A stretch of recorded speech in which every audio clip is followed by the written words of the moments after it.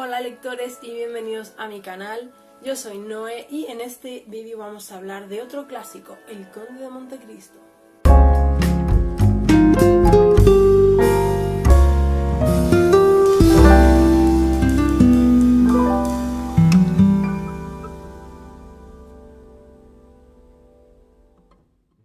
Bueno, esta es una obra clásica de Alexandre Dumas padre y la verdad es que tenía muchísimas ganas de leerlo. Esta es mi edición del libro, yo la encontré en una casa que vende libros solidarios, es decir, gente que ha donado libros y tú los compras por muy poco dinero, creo que eran 2 o 3 euros, y ese dinero va a parar a obras de bienestar social. Y es un libro, es una edición bastante bonita. Esta versión es de 1968 de una editorial de Barcelona y la verdad es que está muy bien. Es bastante gordito, como veis tiene 600 y pico páginas y sin embargo lo leí muy rápido porque constantemente quería saber qué era lo siguiente, lo siguiente que pasaba en el libro, y ahora os voy a contar de qué se trata.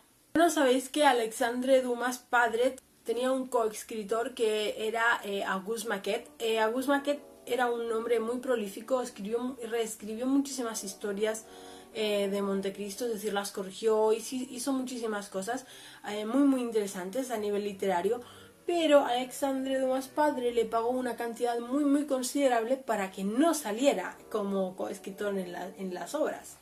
Esto no es raro y no es el único escritor que lo ha hecho. Si tienes curiosidad por saber qué otros escritores hacen estas cosas, decírmelo en los comentarios, os preparo un vídeo sobre esto porque es muy interesante. Este libro, como muchos de la época, también salió en fascículos. Se editó en 18 fascículos durante 2 años, entre 1844 y 1846, y está narrada en también una época histórica. Los sucesos pasan a través de muchos años, pero comienzan durante el regreso de Napoleón, los 100 días de gobierno de Napoleón, y luego la vuelta de la monarquía con Luis XVIII de Francia y otros reyes más europeos en aquel momento.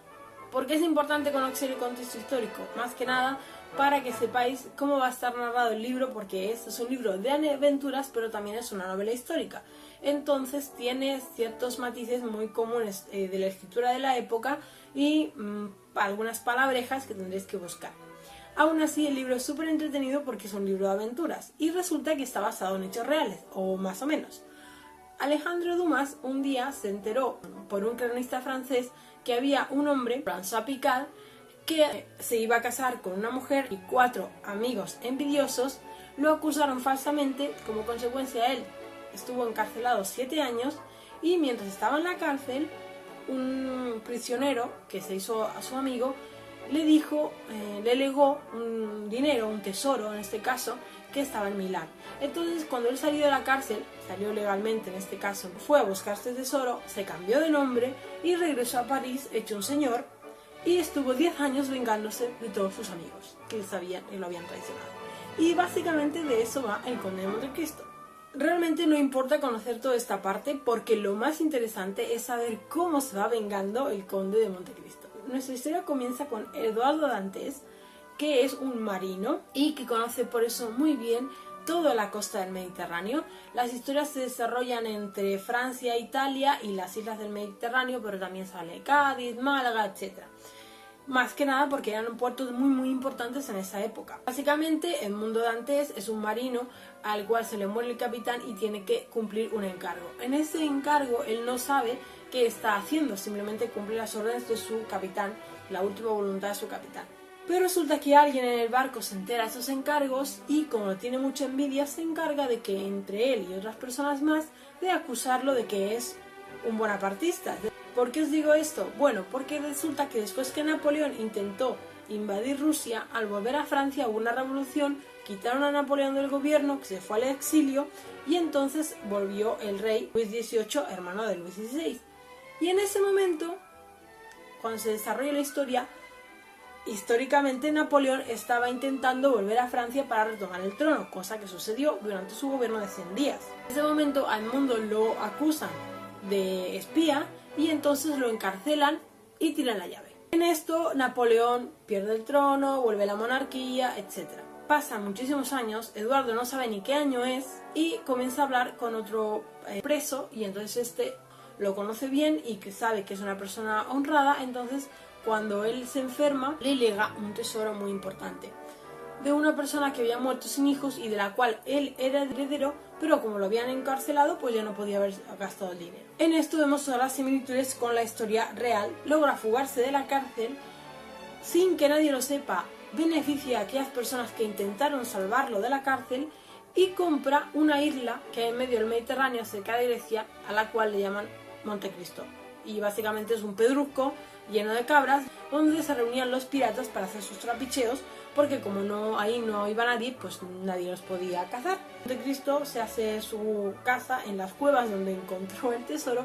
Al cabo de unos años vuelve a París y vemos cómo se va tejiendo toda la trama de la venganza de estas personas que no solo le quitaron a la esposa, lo mandaron a la cárcel y además dijeron cosas que no eran sobre él, etc.